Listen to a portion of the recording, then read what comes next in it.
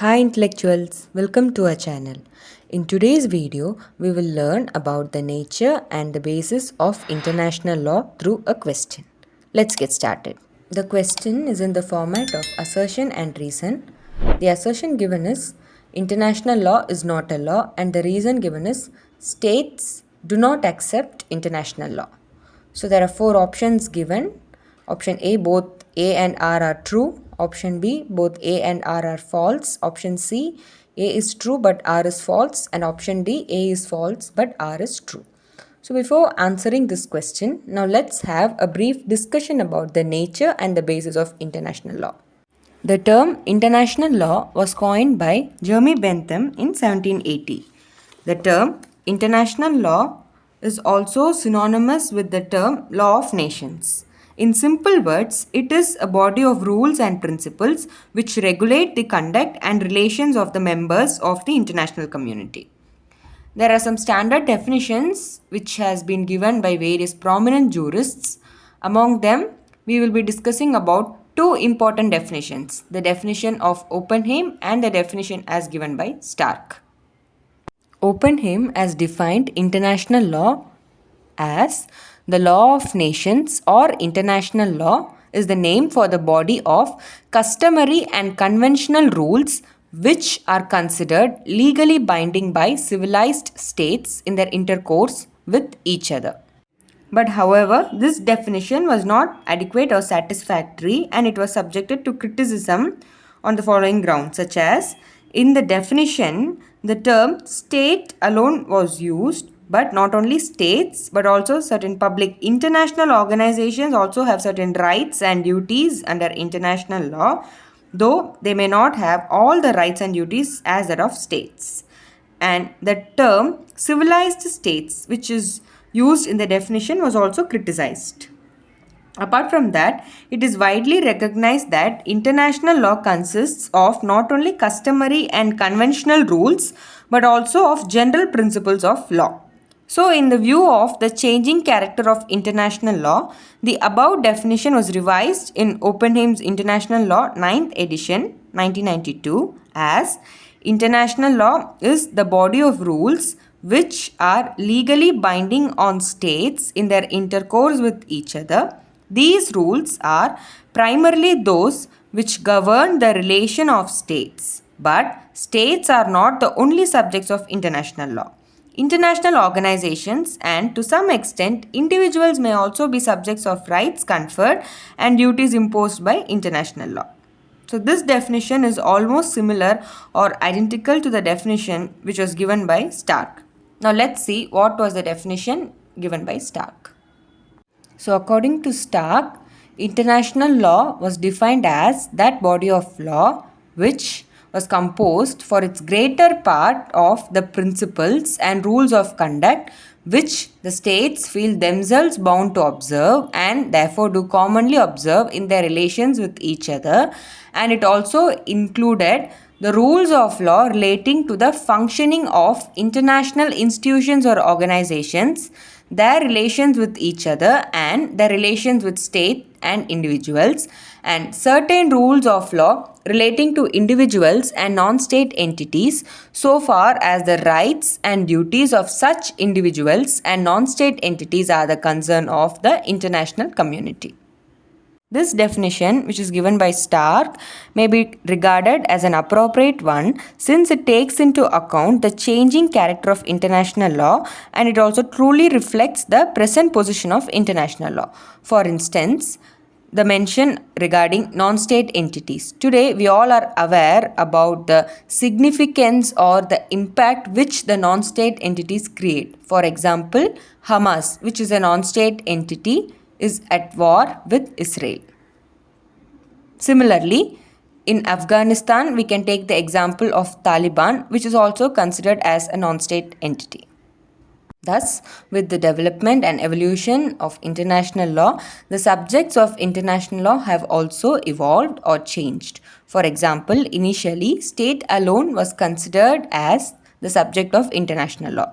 But now, Though state is the primary subject of international law, we also consider individuals, non-state entities and international organizations also as a part of or also are treated as the subjects of international law. Now let's come to the important question whether international law is a law or not. So there had been a great controversy as to this question, that is whether international law is a law or not. Some of the jurists answered in affirmative while the others in negative. Especially the positivists were of the view that international law is not a true law. They stated that three organs are required for law, that is legislature, executive and judiciary. But in international law there is no government to legislate or execute, or there is no proper judiciary. These were the reasons stated by the positivists. They stated that there is no superior authority to enforce and thus obedience is not sure. That is, the willing to obey is based on the intent of the states. Hobbes and Pufendorf answered the question in negative by saying that there is no positive law of nations which is properly invested with a true and legal force and binding as the command of a superior. John Austin had also answered the question in negative.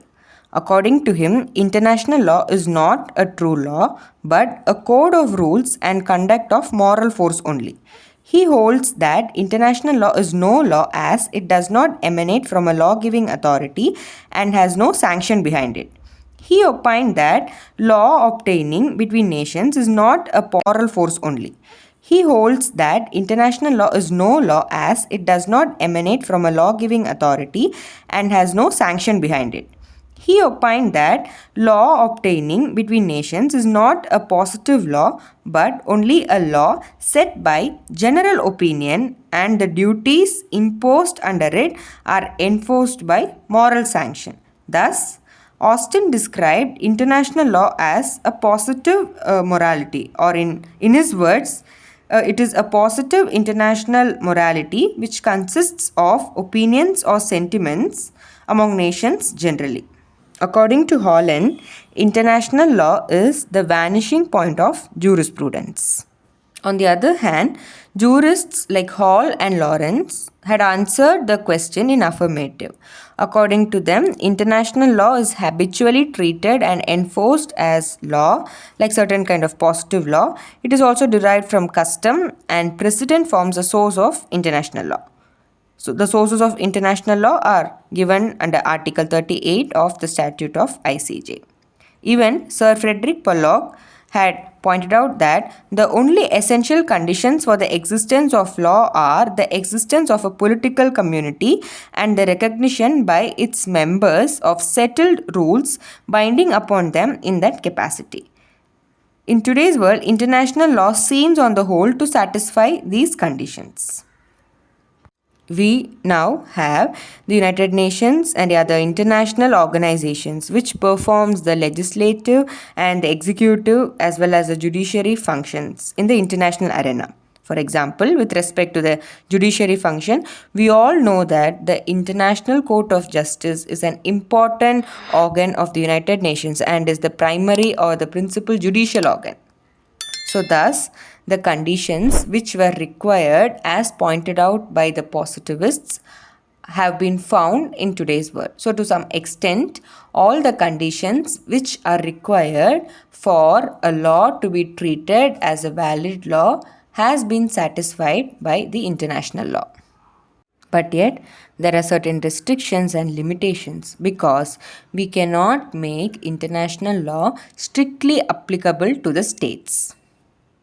And though we saw that there is a judiciary, which is the International Court of Justice, the decisions of the ICJ are binding only between the parties, and we cannot say that they are strictly binding because the enforcement of the judgment is or has been vested with the Security Council. Again, we all know that the Security Council has the P5 or the permanent 5 members. These members have the power of veto with which the judgment or the enforcement of the judgment can be put in hold. And apart from that, even if the Security Council takes measures to enforce the judgment, if the states do not obey, The actions which will be taken by the Security Council is first to impose sanctions, which is also not so successful. For example, we would have witnessed various sanctions on Russia when the Russia-Ukraine conflict started, but yet those sanctions were not effective. Similarly, North Korea also had been sanctioned many times by the United Nations, but yet it is not that effective. Now let's discuss about the basis of international law. Traditionally, there are two theories which explains the basis of international law. That is the theories as to law of nature and the positivism or the doctrine of positivism. So first, theories as to law of nature. According to this theory, international law is a part of the law of nature and has conferred binding force on international law. The theory of fundamental rights is derived from the theories as to law of nature. According to this theory, when a state is admitted to the family of nations, it is endowed with certain fundamental or inherent or natural rights. However, this theory is criticized on the ground that, according to this theory, every state, by virtue of statehood, is endowed with certain fundamental rights. But such rights are meaningless unless there is a legal system which confers validity on them. The theory of positivism or the doctrine of positivism denotes the part of the law which consists of rules and regulations concerning international relations which is imposed by sovereign on themselves. Three theories are derived or emerged from positivism. They are the consent theory, auto-limitation theory, and the doctrine of pacta sunt servanda. So the first one, consent theory. The chief exponents of this theory are Ancelotti and Trippel. This theory, according to its name, states that the consent of the states is the basis of international law. States observe the rules of international law since they have given consent for it. The consent may be given expressly as in treaty or may be implied as acquiescence of a state in a customary law. But however, this theory is subjected to criticism on the ground that it fails to explain the basis of customary international law. The next is auto-limitation theory. The auto-limitation theory is also known as self-limitation theory. It was propounded by Jelling and is based on the main postulates of positivism. According to this theory, states are independent entities and free from external influences. This theory lays great stress on independence and sovereignty of the states. In other words, the states can restrict its powers and thereby limit its will. But this theory is also subject to criticism on the ground that this theory is based upon the presumption that there exists a state will. In fact, the will of the state is nothing but a will of the people who compose it.